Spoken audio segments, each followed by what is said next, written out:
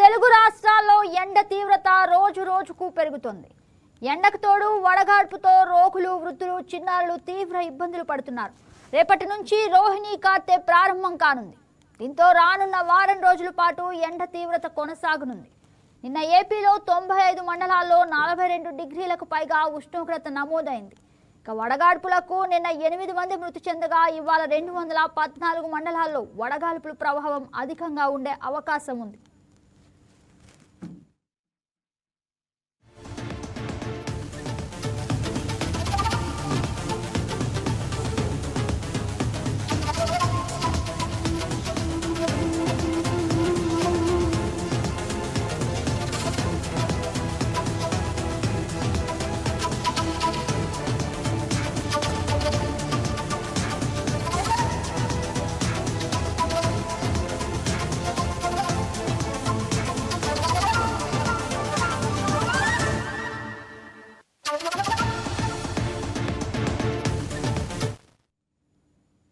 ఇవాళ కోస్తాంధ్రలో 46 డిగ్రీలు, ఇక గోదావరి జిల్లాలో 42 నుంచి 44 డిగ్రీలు, ఉత్తరాంధ్ర రాయలసీమలో 40 నుంచి 42 డిగ్రీల వరకు గరిష్ట ఉష్ణోగ్రతలు నమోదవుతున్నాయని వాతావరణ శాఖ అంచనా వేసింది. మరోవైపు ఛత్తీస్గఢ్, ఒడిశా మీదుగా ఉత్తరాంధ్ర వరకు ద్రోణి కొనసాగుతుంది. ఇక నంద్యాల, అనంతపురం, కడప, అల్లూరు జిల్లాల పరిధిలో అక్కడక్కడ జల్లులు పడే అవకాశం ఉంది.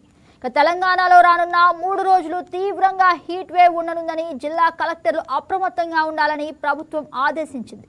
ఎండ తీవ్రతపై ప్రజలకు గంటకు హెచ్చరికలు ఇవ్వాలని వివరించింది. హీట్ వేవ్ పై గ్రామ స్థాయిలో అవగాహన కార్యక్రమాలు నిర్వహించాలని తెలిపింది.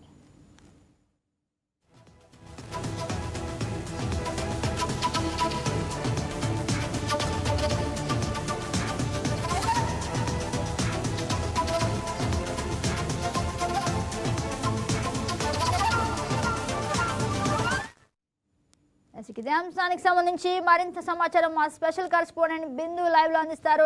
గుడ్ మార్నింగ్ బిందు, చెప్పండి అసలు ఇవాళ ఎండ తీవ్రత ఏ విధంగా ఉండబోతోంది?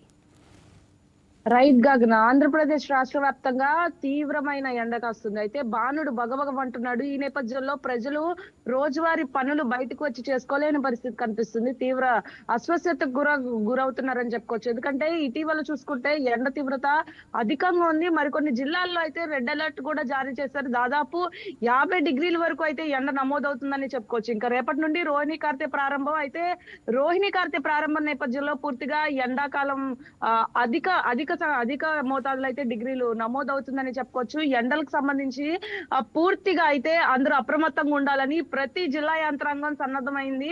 ఇంకా ముఖ్యంగా చూసుకుంటే ప్రతి జిల్లా యంత్రానికి సంబంధించి కలెక్టర్ కూడా ఎప్పటికప్పుడు పర్యవేక్షిస్తున్నారు. ముఖ్యంగా ఎన్టీఆర్ జిల్లాకు సంబంధించి కలెక్టర్ లక్ష్మీషా కూడా పూర్తిగా అన్ని ఏర్పాట్లు చేస్తున్నారు. ఎవరైతే ఈ ఎండ తీవ్రతకు గురవి ఎవరైతే వడగాల్పులకు సంబంధించి పూర్తిగా వడదెబ్బలు తగులుతున్న వారికి సంబంధించి కూడా ప్రత్యేకమైన ఏర్పాట్లు చేశారు. ఎక్కడికక్కడ హెల్ప్ డెస్క్ అనేది కూడా అరేంజ్ చేయడం జరిగింది.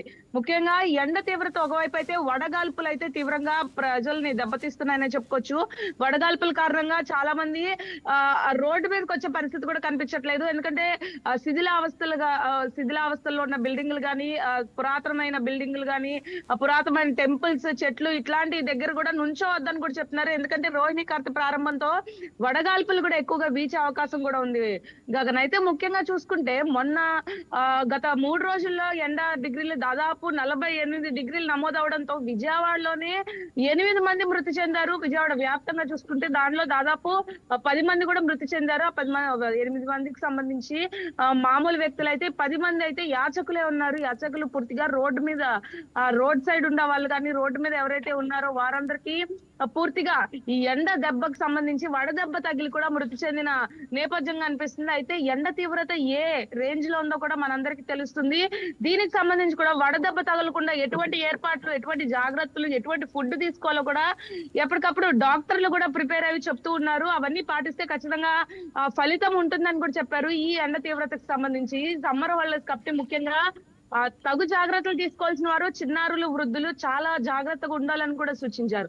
దీనికి సంబంధించి సీఎం కూడా సమీక్ష నిర్వహించారు. దీంట్లో ప్రతి జిల్లా యంత్రాంగాన్ని అప్రమత్తం చేశారు. ప్రతి జిల్లా యంత్రాంగం కూడా చాలా స్ట్రిక్ట్ గా వర్క్ చేయాలి.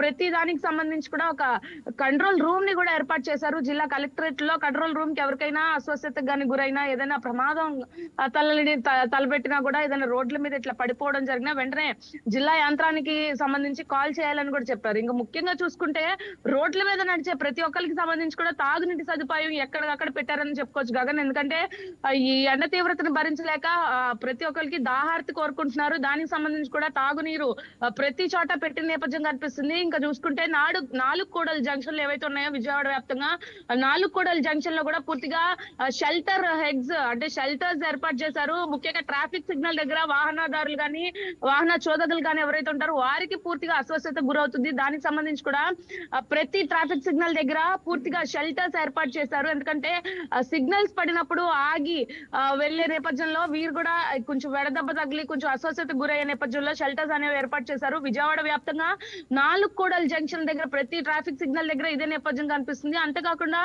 ట్రాఫిక్ పోలీసులు కూడా నిరంతరం కృషి చేస్తున్నారు. కానీ వారికి సంబంధించి ఎండ తీవ్రత వారికి ఎక్కువగా ఉంటుంది కాబట్టి వారికి కూడా సపరేట్ షెడ్స్ ని కూడా ఏర్పాటు చేశారు Gagan. Yes, right, Bindu. Thank you for the update.